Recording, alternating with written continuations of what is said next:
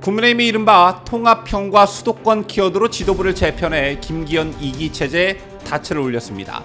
자, 이번 당직 인선에 누가 이름을 올렸는지 또 그 의미는 무엇인지 알아보는 시간을 갖도록 하겠고요.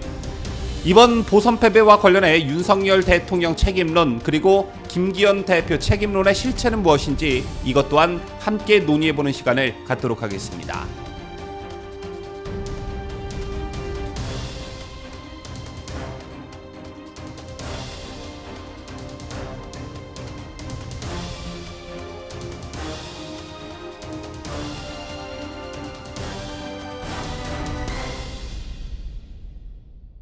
시청자 여러분 안녕하십니까? 뉴스데일리 베스트 민앵커입니다. 서울 강서구청장 보궐선거가 어렵다는 것을 예측한 사람은 많습니다. 다만 이준석처럼 선거에서 완패를 예상하는 발언을 내뱉은 것은 해당 행위와 같기 때문에 입 밖으로 그것을 꺼내지 않았을 뿐입니다.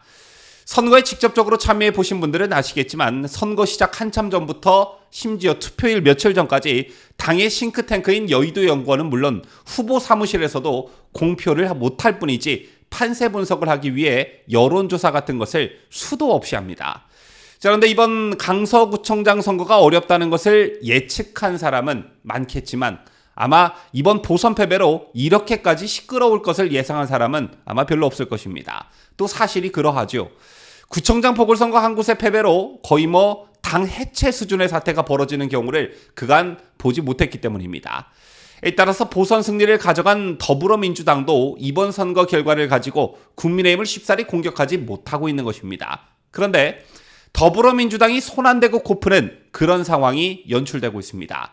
자, 이번 선거 결과를 가지고 쉽사리 국민의힘을 공격할 수 없는 입장을 마치 대변이라도 하듯 이준석이 알아서 내부 총질을 해주기 때문에 민주당으로서는 여간 고마운 게 아닐 것입니다.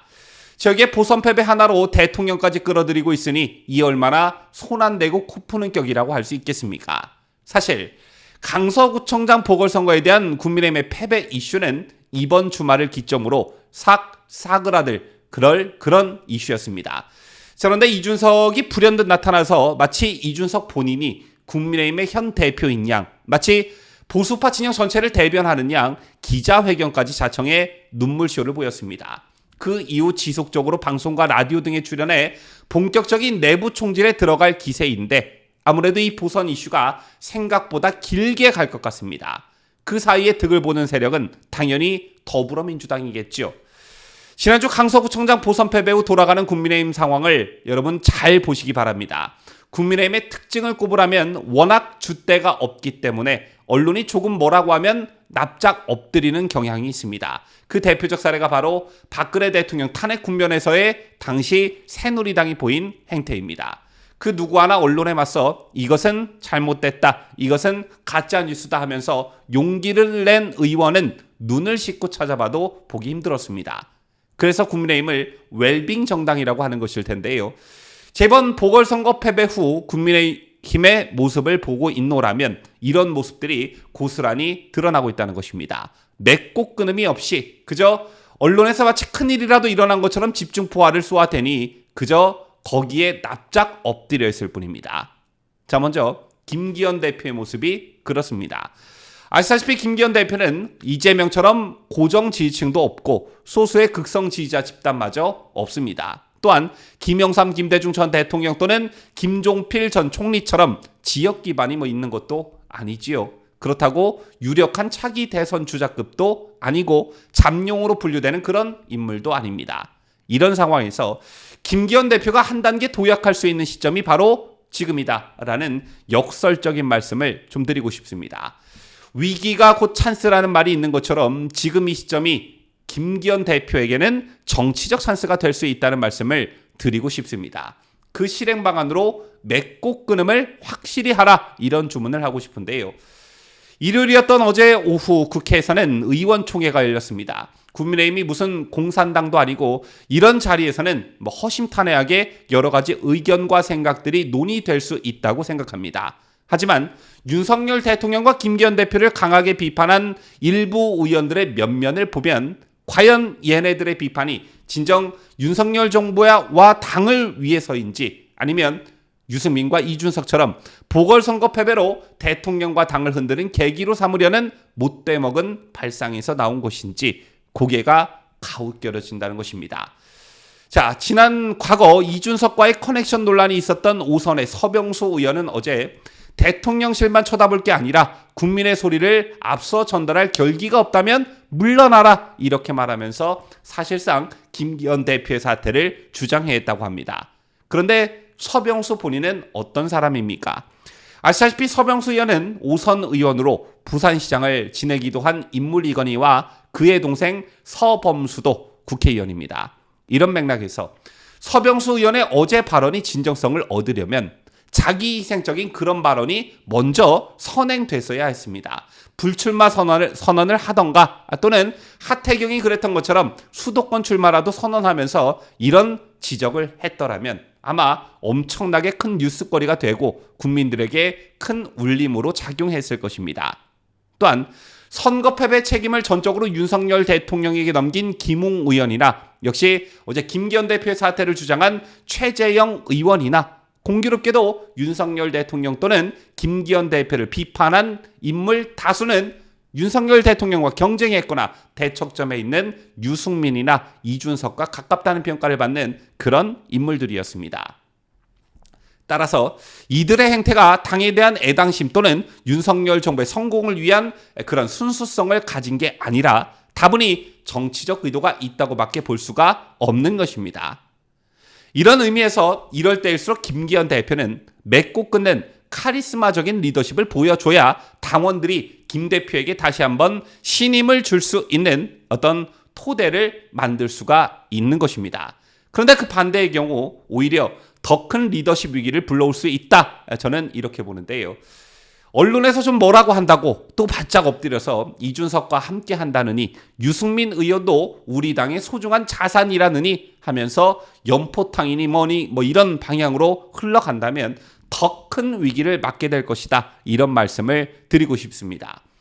제가 윤석열 대통령에게 불만이 딱 한 가지가 있는데 그게 뭐냐? 물론 이걸 윤 대통령의 전적인 책임이라고 단정지어 말할 수는 없지만 정권이 바뀐 지가 언제인데 문재인은 물론 이재명에 대한 결론이 아직까지 안 나오고 있다는 점입니다. 따라서 검사 출신 대통령에게 가졌던 범법자, 범죄자에 대한 심판이 제대로 이루어지지 않음으로써 생기는 어떤 실망감과 피로감이 현재 우리 우파 진영 저변에 상당히 깔려 있다. 저는 이렇게 보는데요. 이런 맥락에서 김기현 대표도 마찬가지라고 할 수 있습니다. 이준석, 유승민에 대한 피로감이 상당하다는 것, 이준석, 유승민을 이대로 가만히 내버려 두면 내년 총선에서 어떤 일이 발생한다는 사실을 정말 모르고 있는 건지 김기현 대표에게 한번 묻고 싶습니다. 자, 오늘 이준석 제명을 촉구하는 안철수 의원의 기자회견이 지지층들로부터 큰 반향을 일으키고 있습니다. 이런 안 의원의 행동에 지지층들이 왜 결집하고 박수를 보내는지 김기현 대표 두 눈으로 똑똑히 보시란 말씀입니다. 김기현 대표 지난 과거 연포탕이라는 말을 자주 꺼내 들었습니다. 연대와 포용, 통합의 의미로 연포탕이라는 어떤 상징적인 비유를 한 것인데요. 그런데 연포탕에도 주가 되는 재료가 있는 것입니다. 우리는 주로 연포탕을 낙지를 넣고 끓인 찌개로 해산물찌개 한 종류로 알고 있지요. 거기에 아무리 많은 야채와 다른 식재료가 들어간다고 해도 낙지의 참맛을 위한 보조 재료일 뿐입니다. 그런데 이준석은 연포탕의 주인공인 낙지도 아닐 뿐더러 낙지의 맛을 돋궈주는 보조 재료조차 될 수가 없습니다. 이준석이라는 재료를 잘못 섞었다가 이게 연포탕인지 뭐 잡탕인지 찌개인지 국인지 모를 정체불명의 음식이 만들어진다는 그런 얘기입니다. 이런 맥락에서 정당이라는 것도 마찬가지입니다. 오늘 제가 다른 방송에서 정치라는 것은 그 기본이 덧셈과 뺄셈이다라는 말씀을 드렸는데요.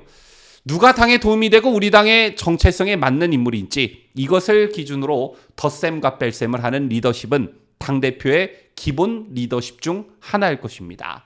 이걸 김기현 대표가 하지 못하면 당대표 자리에 앉아있을 필요가 없는 것입니다. 자, 오늘 김기현 대표 이런 말을 했습니다. 내년 총선 승리에 정치 생명을 걸겠다면서 단합을 강조했다고 합니다. 그런데 김기현 대표가 총선 승리에 정치 생명을 걸겠다고 한 공언은 그리 설득력이 크지 않습니다. 그 어떤 대단한 사람이 당대표라고 해도 내년 총선에서 국민의힘이 패배한다면 정치 생명은 당연히 마감될 수밖에 없습니다. 총리 출신의 황교안 미래통합당 대표도 마찬가지였죠. 윤석열 정권 입장에서 국정 운영 동력을 확보할 수 있는 유일한 기회인 내년 총선에서 더불어민주당에 다시 과반 의석을 넘겨주거나 상대적으로 소수 의석을 차지할 경우 국민의힘이란 정당 자체가 존립할 수 있을지도 의문입니다. 그런 상황에서 김기현 대표가 정치 생명을 이어갈 가능성은 절대적으로 없다, 이렇게 단언할 수가 있는 것입니다. 따라서 정치 생명을 걸겠다고 말만 할 게 아니라 실제 행동으로 보여줘야 합니다. 오늘 보니 몇 명의 당직 인선을 발표했던데 그것만으로는 어떠한 감흥도 줄 수 없다. 당의 암적 존재인 이준석과 유승민에 대한 과감하고도 신속한 단절이 필요하다. 저는 이걸 가장 먼저 김기현 대표에게 주문하고 싶습니다. 지금까지 저는 자유대한민국을 소화하는 뉴스데일리 베스트 민앵커였습니다.